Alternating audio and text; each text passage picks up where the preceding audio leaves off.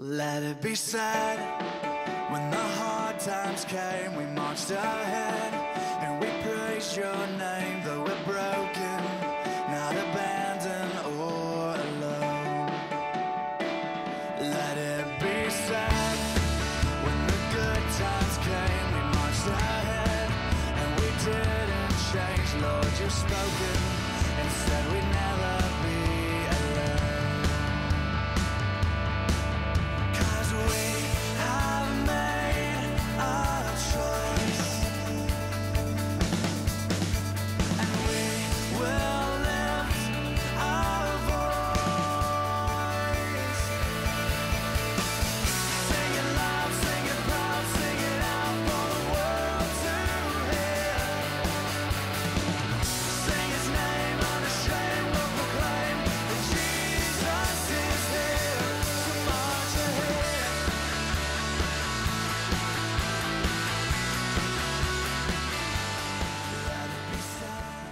Touching Tomorrow Today is a great name for this campaign because we've been doing that for a while around Cape Coral First.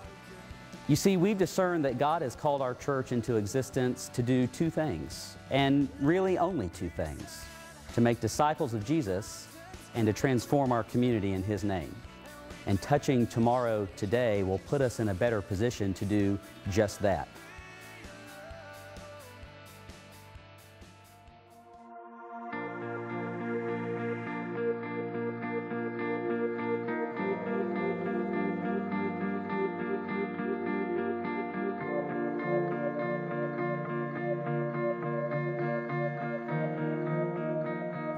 Over the past couple of years, we've been able to welcome over 85 new members into our church family.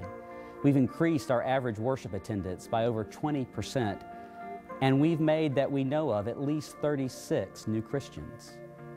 Through Operation Love Your Neighbor, we've been able to reach out into the Cape Coral and Lee County communities to meet literally thousands of people at their point of need.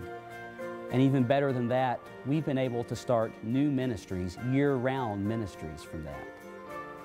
But maybe most exciting of all has been the growth in our children and youth ministry the past couple of years. A couple of years ago, there were just a handful of kids at this church, but today that ministry has grown to well over 100.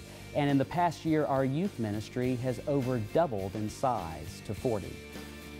Truly Touching Tomorrow Today is what Cape Coral First is all about, making disciples and transforming our community. But we've also discerned that God is calling us to something new. It was very welcoming. We enjoyed all the people we met here immediately. We just liked it. We knew this is where we were going to come. It's a very friendly place. It's a God-loving place. Helps more than, willing to help other people. This is where we figured in, this is where we belong. We've tried pretty much every opportunity we've had for church. We drive 30 minutes to get here, and it's worth every minute we drive.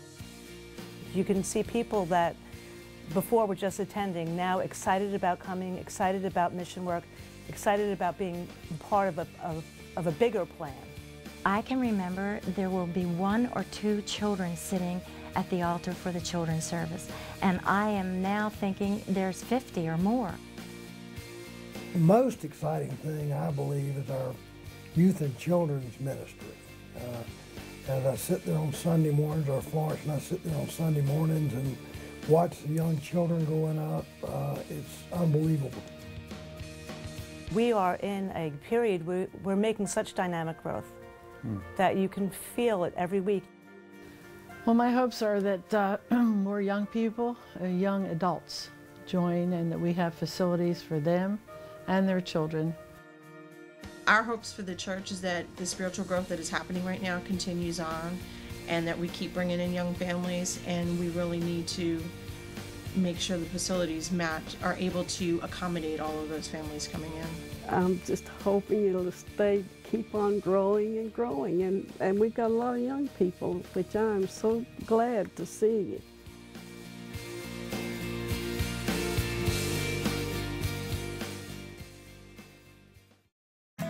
30 years ago, the pioneers of our church built this activity hall so that Cape Coral First could reach out to the community and reach children and youth.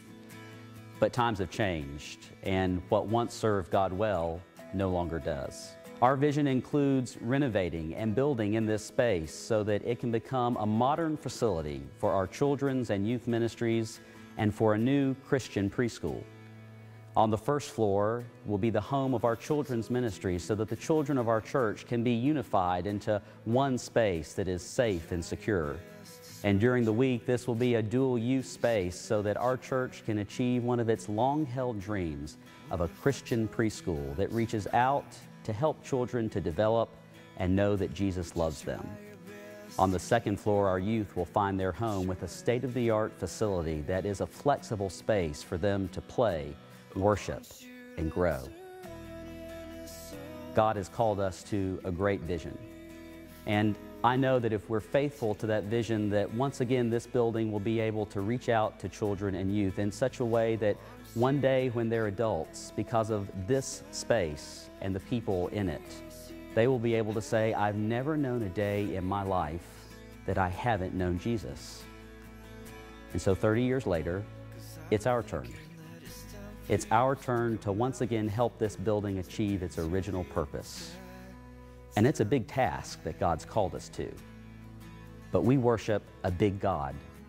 And as the Apostle Paul says in Ephesians 3, we worship a God that is infinitely greater than even our minds can imagine. And so I know that together, you and I, partnered with Him, can begin touching tomorrow today.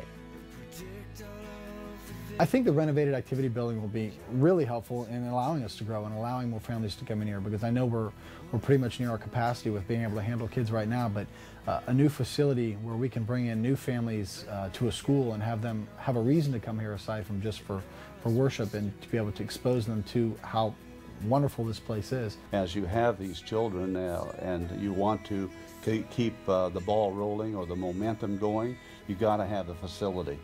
We're out of space. Our children and our youth programs are growing at a rapid rate. We really, really need the space. We have to have it for our children and our youth, and they are the future of our church. Our mission statement is to reach out and to bring more people to Christ, and you have to have the facilities to do that. I love the fact that we're going to have the chance to grow and expand this building so that in the future even more kids can be touched. When I first started attending this church, it was in the social hall, and the altar was the stage. And now we have this beautiful sanctuary, and it was a dream come true. And I truly believe, both of us do, that this dream can come true just as much. The building campaign is so important to everybody, and we need to pray, pray, pray.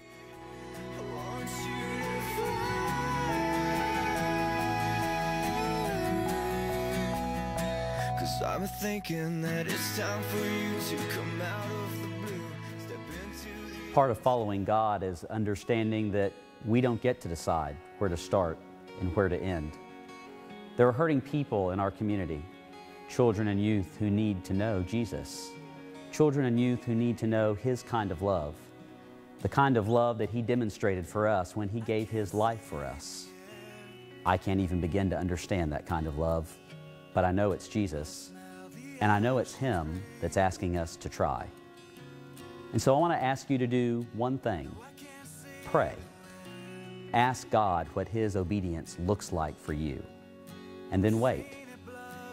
Together, you and I, leaning on Him, can begin touching tomorrow today.